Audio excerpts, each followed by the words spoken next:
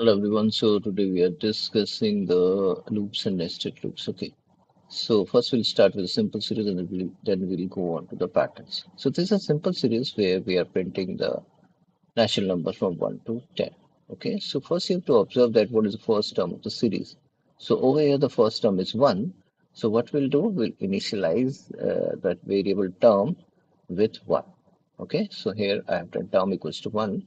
Then you will run a loop. The loop will always go like this for I in range 1, 2. It will always start from 1, 1, 2, 10 plus 1 because there are 10 terms. So if it has to go to 5 terms, you'll say 5 plus 1. If it has to go to n terms, you'll say n plus 1. Then after that, the next statement is printing the value of the term. So you said print term, comma, and equals to comma, right? That means it will print a comma after the value of the term.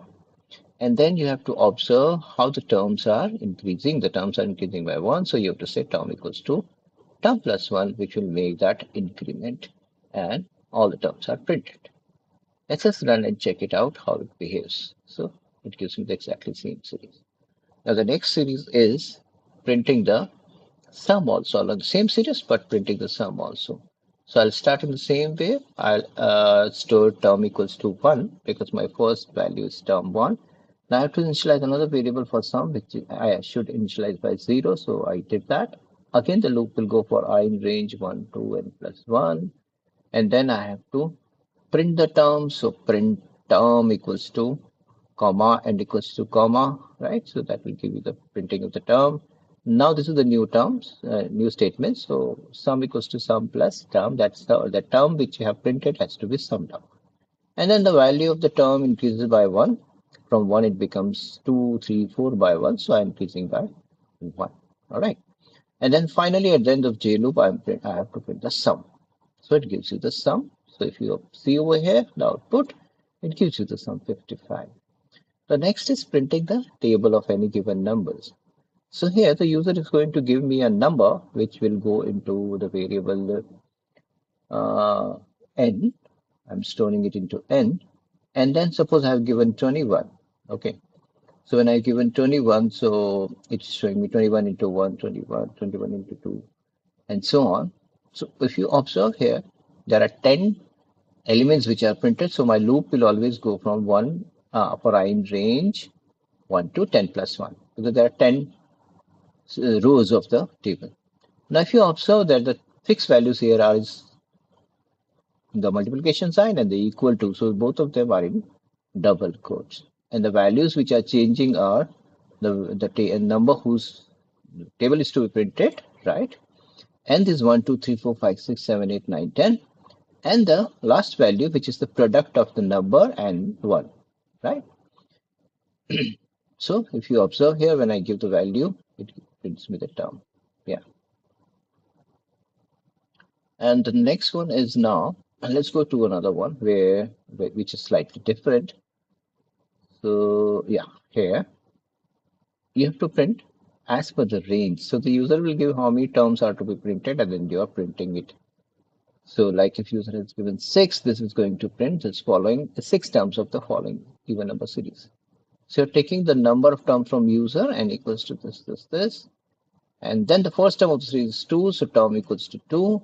For I in range 1 to n plus 1, because now the number of terms are n, you have to print term and equals to comma, and then your term is increasing by 2. So term equals term plus 2. When you run this, it will ask you number of terms. If you give number of terms as per your requirement, it's going to give you the exact series. I gave 10, so it gave me the 10 terms of the series. All right, now let's see if we can do one more, a simple one. Mm, okay, all these are looks to be similar. Let's do one more. Mm, yeah, so the multiplication of multiples of 3.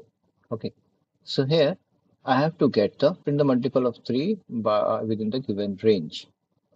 Okay, so here again user is going to give me how many multiples you want to print, and then you'll print the multiples of 3 like 3, 6, 9, 12, 15, and so on.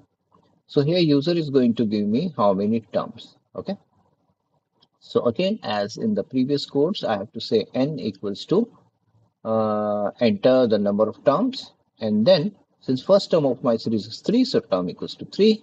Loop will go for I in range 1, 2, n plus 1, and then I'll print the value of term n equals to comma. Now how are the terms increasing? It's increasing by 3 because it's multiple of 3. So when I run this, I'll give number of terms like 10 terms. It will give me the 10 multiples of 3.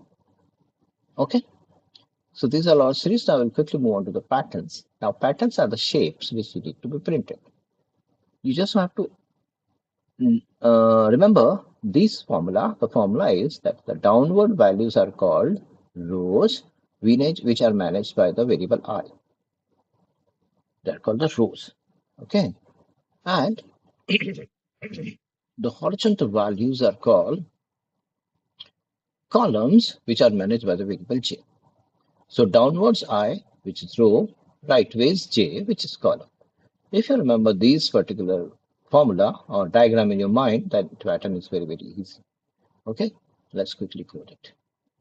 So now we'll observe this pattern. The number of rows are here. If I count it downwards, 1, 2, 3, 4. So my row is 4, so I put row equals to 4. Now, how many columns in the very first row? In the very first row, there are one column, so I'll say column equals to 1. Now, after that, two loops will go. The first loop will go in I till row plus 1. Exactly same way it has to go.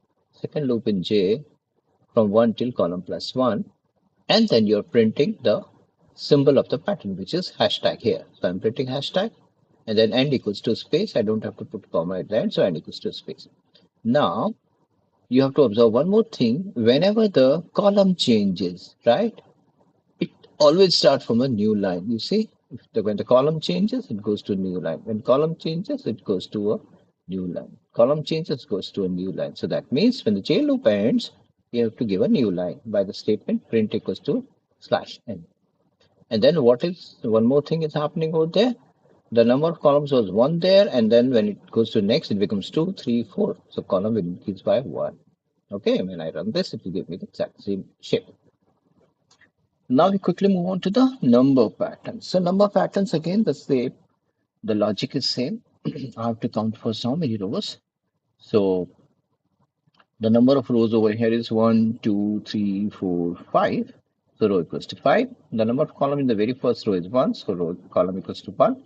Exactly same do for I in range 1 to row plus 1, for j in range 1 to column plus 1. Now here you have to observe one thing, that are the numbers increasing horizontal or vertical? Here the numbers are increasing horizontal, and as I told you in the beginning, horizontal is managed by j loop. So when you know that the numbers are increasing horizontal, you have to print j. That's why we are printing j over there. Okay, rest is same. And then a new line, because the line changes after every j loop ends, and then the value of column increases by 1. So we say column equals to column plus 1. All right, now let's run this and see. It will give me the exactly same pattern. Yeah. Now the next one, now here it's slightly changed. The numbers are increasing downwards. It's not increasing horizontal anymore, right? So exactly same code I can copy paste. Same code. The only thing is, as I told you, downwards it is I and rightways it is j. So now I have to print the value of I because now the numbers are increasing downwards. Okay. So if you observe here, the both codes are exactly same. On the top one, I was printing j, and now I'll print I. So similarly, row equals to 1, 2, 3, 4, 5, column equals to 1, I and j loop goes, and I'm printing I here instead of j. Right? So when I run this code, it's going to give me the same shape. Yeah. Now the last pattern, inverted triangle of a star. Now a slight change here. Now my row is 1, 2, 3, 4. So row equals to 4. And column here is different. Now, if I count the number of columns in the very first row, it is 7. So I have to say column equals to 7. And then the rest of it is exactly same. So for I in range 1 to row plus 1, for I in column, for j in range 1 to column plus 1, you have to print the value of star with a little space and n equals to space. And then you have to print a new line. And then how the columns are behaving now? The columns were 7, and then 5, and then 3, and then the 1. So they are decreasing by 2. So that's why we set column equal to column minus 2. And when I run this, it's going to give me the exact same output. Let's check it out. Yeah. So that's all with the loops and nested loop or series and patterns. If you have more doubts, please put a comment so I can make a video on that doubt. Thank you very much for giving your time. Take care. Bye bye.